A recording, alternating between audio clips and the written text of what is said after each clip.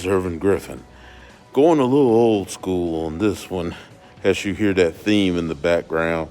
That was the old school Survivor Series theme. Here is my quick thoughts on last night's event, which I just finished watching on and off before I had to do my job and on my lunch break. The opening match.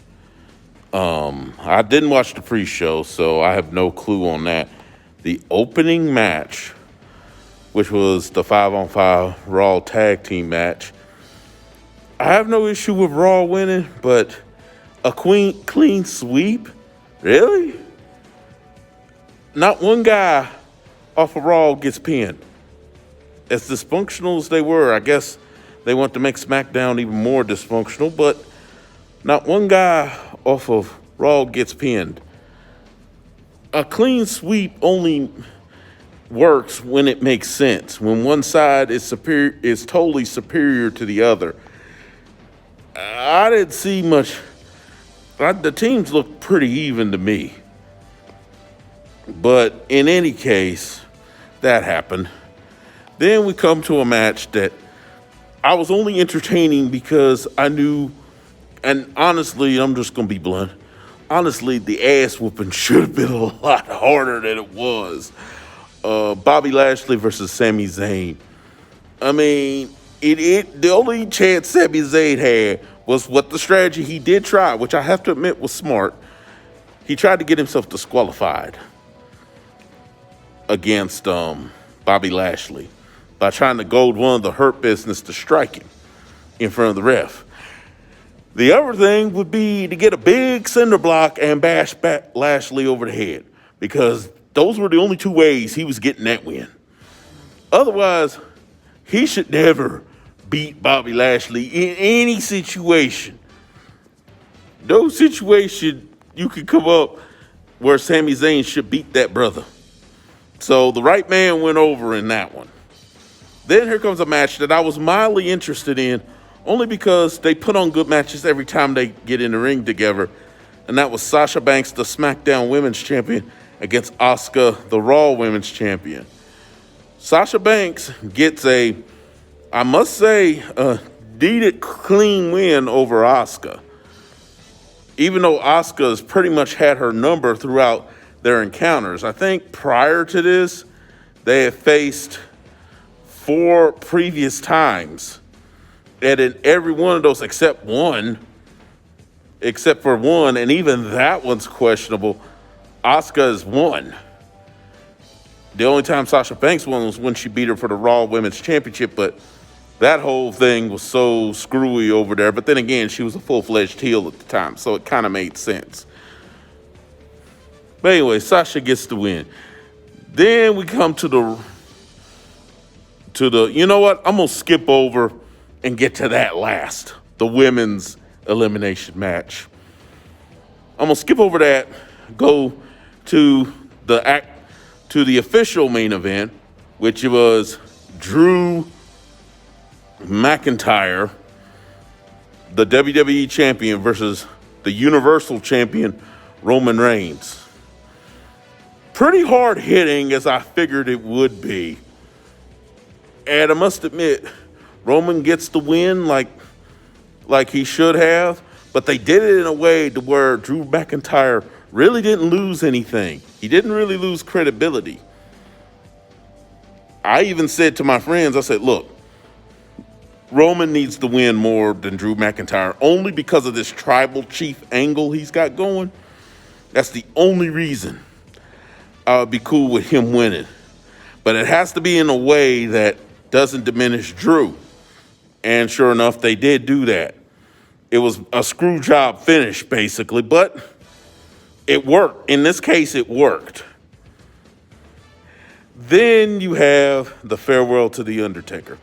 From a production standpoint, at least from my standpoint, it was very well done, beautifully done. I just hate the circumstances. First of all, the real retirement should have been back when Roman Reigns beat him at WrestleMania 33. That was the perfect time to retire that character, to retire Mark Calloway, a.k.a. The Undertaker.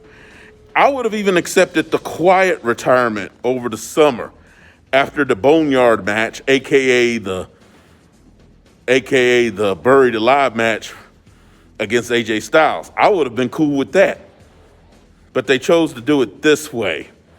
The only thing I hate is I hate that it happened during this time of COVID because it should have been in front of a crowd. It really should have.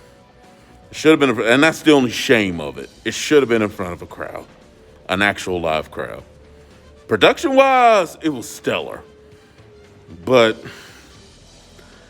just the fan in me wishes it would have been in front of a live audience. Now, circling back to the women's Raw versus SmackDown, which I believe it was Nia Jax, Shayna Baszler, Lana, Lacey Evans, and Peyton Royce, who I gotta say, Peyton Royce had a real good performance during this. As versus Bayley, who shockingly was the first one eliminated. Bianca Belair, who else? The Riot Squad, and Natalya. The thing that irks me with this match, if they're trying to get Lana over as a babyface, I'm going to just say it. I'm going to just say it. The way they're doing it now sucks. It really does. It sucks. The way they're doing it right now.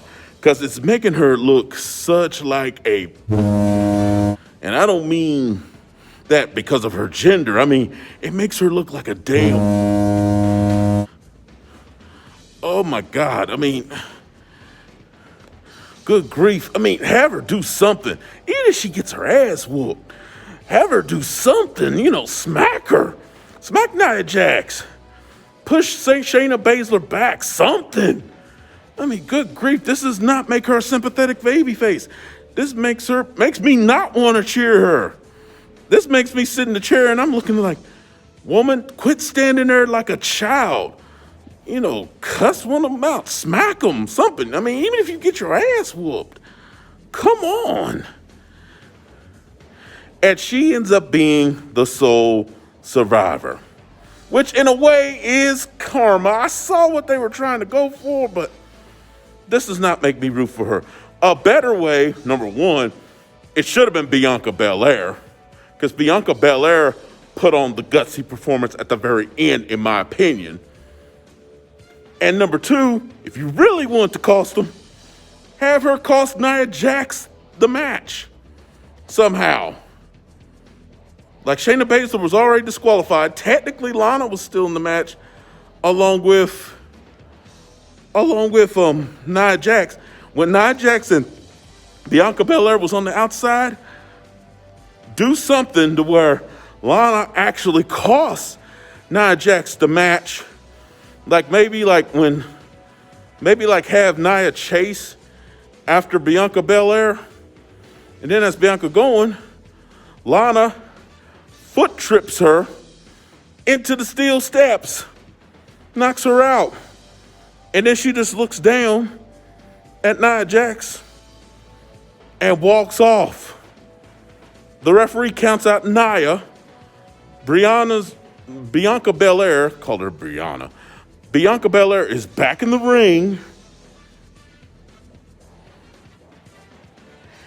And simple count out. Bianca Belair is the sole survivor. You really want to have a way for her to get even with these women? Right there. At least she did something. Instead, you have her win because of a double count out, and she's the sole survivor. I get the karmatic thing they were going for, but I'm sorry. Excuse some of my French, and you probably already heard the horns and everything, and you saw the nice sailboat there, or the image of the horn rather, but man, this makes Lana look like a straight. It does. It really does. Yeah, and I almost forgot while I was on that rant about Lana. I almost forgot the Street Profits versus the New Day. Pretty good match. And I think the right team went over. I mean, the New Day's already established at this point. So the fact that Street Profits won, I was okay with that. And they actually got serious for once. Because New Day might come off like buck dancing. They might come off as buck dancing, but we've seen when they need to get serious, they can. But anyway, back to the Lana thing. That's just my opinion on that. She looks like a straight right now. They're trying to make her a sympathetic babyface, but it doesn't make me sympathetic to her at all. And honestly, Bianca Belair should have been the sole survivor, in my opinion. And you could have used that to somehow start giving Lana some backbone. Anyway, my opinion on Survivor Series overall. Okay card. It was okay card. I mean, if you skip it, you don't miss anything. But if you watch it, you won't be bored. Anyway, that's all I got to say on it. I'm out.